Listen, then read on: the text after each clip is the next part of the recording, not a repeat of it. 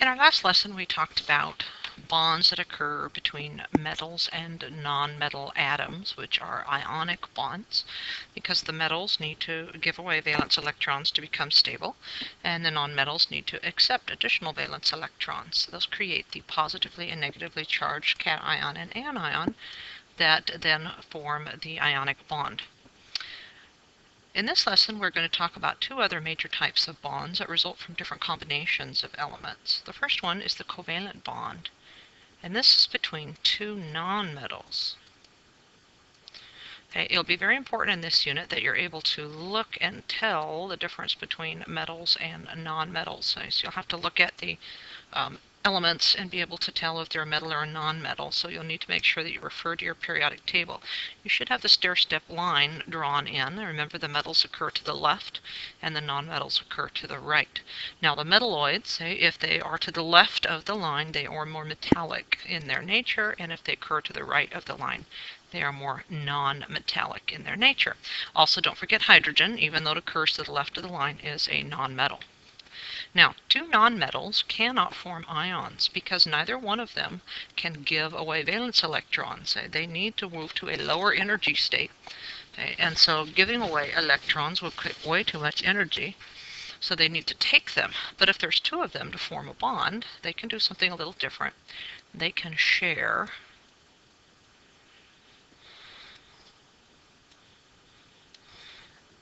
valence electrons. They will share them a pair at a time.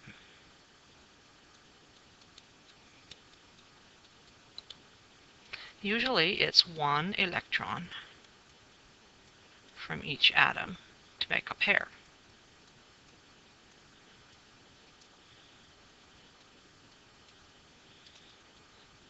Okay, so what does that look like? Well, we're going to look at the bond between two fluorine atoms. Okay, this right here is going to be the nucleus of one fluorine atom, and this is going to be the nucleus of another fluorine atom. Okay, now, if we use Bohr diagrams, this is usually the best thing we're looking at those. In a fluorine atoms have a grand total of nine electrons, 7 of which are valence. Sorry, it's not too well drawn. Okay. Each of them has 2 on level 1, and then they have a grand total of 7 on energy level 2. Now, I'm drawing them in pairs because remember, they fill up as they're filling up the orbitals. The orbitals at this point will have as many pairs as possible, but there'll still be a singleton left over. Now, what will happen is that these two fluorine atoms will physically move close enough that these two half-filled orbitals overlap. And this forms the shared pair of electrons.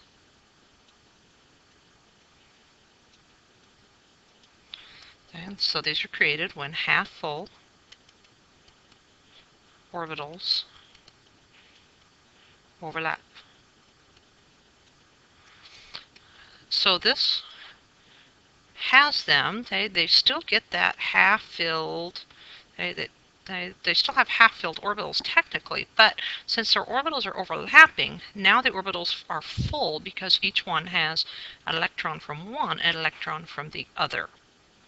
Okay, so this gets them to their stable state, less reactive, lower energy state, that's stability, okay, without them having to share electrons.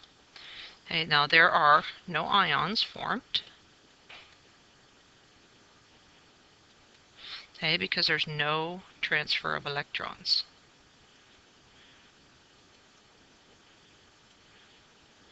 Okay, so these do not create charged species. Okay? They were neutral before, they're neutral afterwards, nothing. Okay? However, okay, it's important to note that what's holding these two atoms together is still electrostatic force.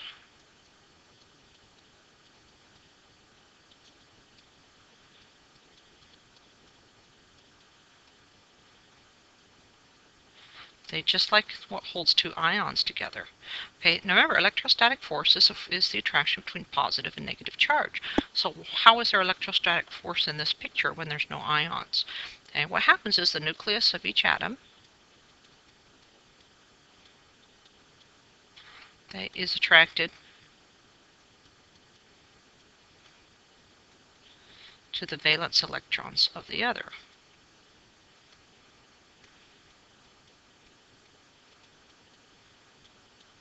Okay, they're in very close proximity to each other when these are formed. Okay, so this nucleus here is highly attracted to both of these valence electrons and pulls them both towards it. This one is attracted to both and pulls them both towards it. So it's still electrostatic force. It's just a different application of electrostatic force. Now, since no ions are formed, instead, what we have here is a molecule. So that's, when you see the term molecule, we sort of use that as a generic term a lot of times in chemistry, but it specifically refers to atoms that are held together in covalent bonds. Those are molecules. The other type of bond is metallic bond. Well, the name makes it pretty obvious. This is a bond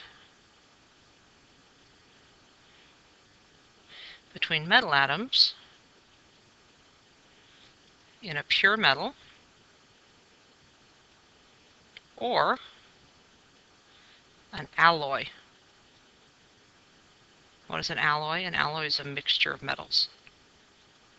For example, brass, they make trumpets and trombones out of.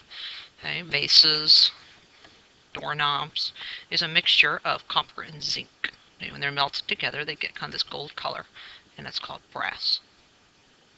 Okay, there's a specific type of model. There's a couple of different models that are out there in the science world to explain how metal atoms bond. The one that's most common is called the electron C model. Okay, the electron C model basically proposes that metals loosen the hold on their valence electrons.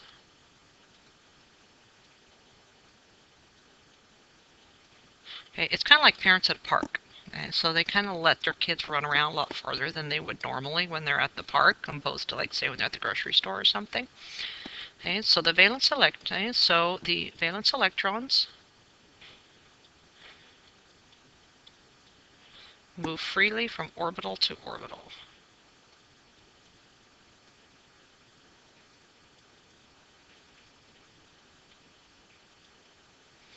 Okay, what's left when they're gone? Say, the core,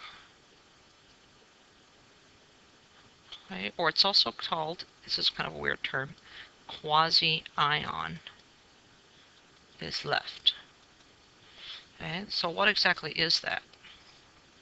Well, that's the nucleus plus all the non-valence electrons. Okay, it's called a core. It's also called a quasi-ion. The word quasi means fake or similar to, like if you've ever read The Hunchback of Notre Dame, the character's name is Quasimodo, which means kind of like a fake man or in the form of man, but not really, truly. So the quasi-ions are not real ions because the electrons are not completely donated. They're close by, okay, but they're farther away than they normally are. So this core, okay, is sort of positively charged, okay, although it doesn't have a unit of complete and full charge. We call that partial charge. Now, the quasi-ion, okay, is organized into rows and columns.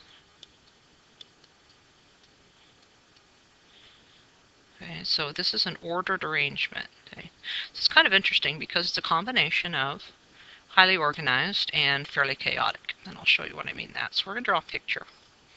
Okay, so here we are going to have some neat, fairly organized rows and columns, and these would be the cores of the metal atoms for the valence electrons. Okay, without the valence electrons, these are the quasi-ions here. Okay, so do not be misled. This does not, okay, when you see this in the electron C model, these are not nuclei.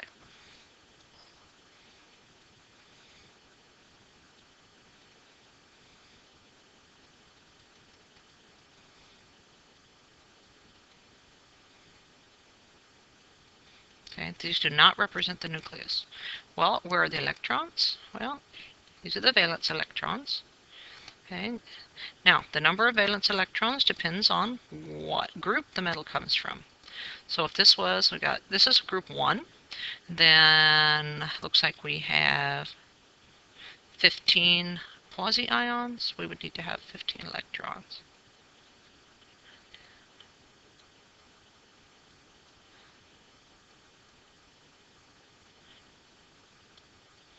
Right. Now these electrons are mobile. They're in motion. Okay. So they're constantly on the move. They move from one orbital of one quasi-ion to the orbital of another quasi-ion very quickly. So the overall net result is this partially positive core, and the electrons moving all around. Now, why is this important? Well, it explains a couple of things about properties. Okay, so metals are shiny. Why are metals shiny? Well, because these free-moving or mobile electrons can easily absorb and release a wide range of wavelengths. Okay, and you should remember from Unit 2, when you have many, many wavelengths put together, our eye puts that as white light. So that's why metals look like they're silvery or white. Okay? So these mobile electrons will easily absorb and release a very, very wide range of these different wavelengths. Okay? Obviously, some metals absorb or release fewer wavelengths, like copper is definitely an orange color. Okay, and that just happens to be from the unique electron configuration of copper, which we're not going to go into. Okay, metals conduct very well. Electricity or heat. Okay, for electricity,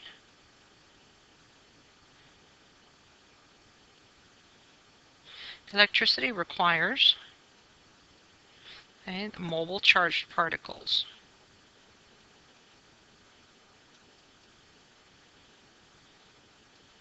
Okay, and because you can see in the model, we have all of these highly mobile charged particles that already exist.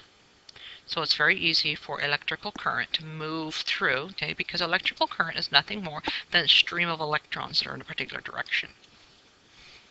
Okay, for heat,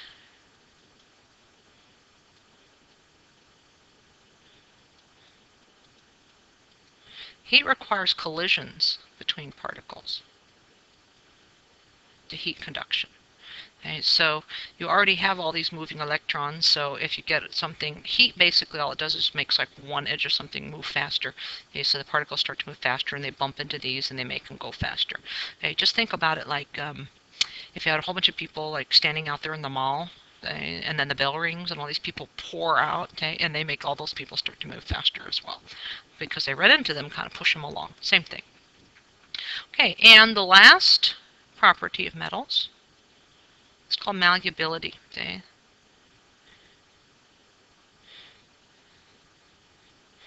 Malleability is the ability of metals to bend without breaking. Okay? And how does this work? Okay? The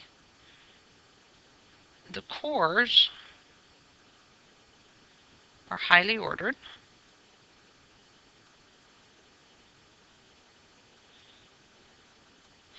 But the valence electrons move easily.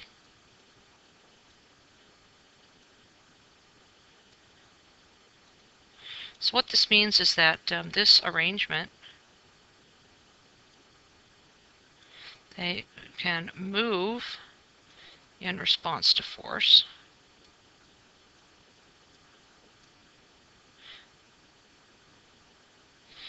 And so the reason that we see a lot of other things like ionic compounds break, because ionic compounds, they are a combination of negative, positive, negative, positive, negative, positive, negative, positive. They're alternate arrangements. Now, if you strike an ionic crystal, okay, and you shift it just right so that all the positives and negatives are lined up, they repel and they break. This is never going to happen. Even if we shift these up and down and around, okay, all the electrons are moving around, okay, in between and keeping them. So if you just move it, shift it, it doesn't really change anything. So it's pretty easy for metals to move, and they don't end up with some repelling that causes breakage.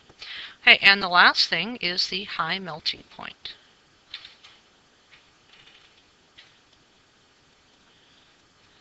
Okay, the cores and the valence electrons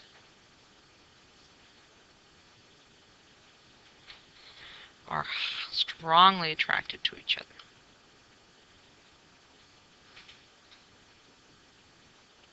So it requires a lot of energy, okay, to disrupt this arrangement. And that's what happens when things melt. Okay? So you would, that kind of that organized rows and columns would break up and become chaotic. And the only way you could do that is you have to push the cores and the valence electrons farther away from each other. So it takes a lot of energy. So that's why it takes a lot of heat to melt metals. Okay, so that is the idea of metallic bonding, okay, and covalent bonding.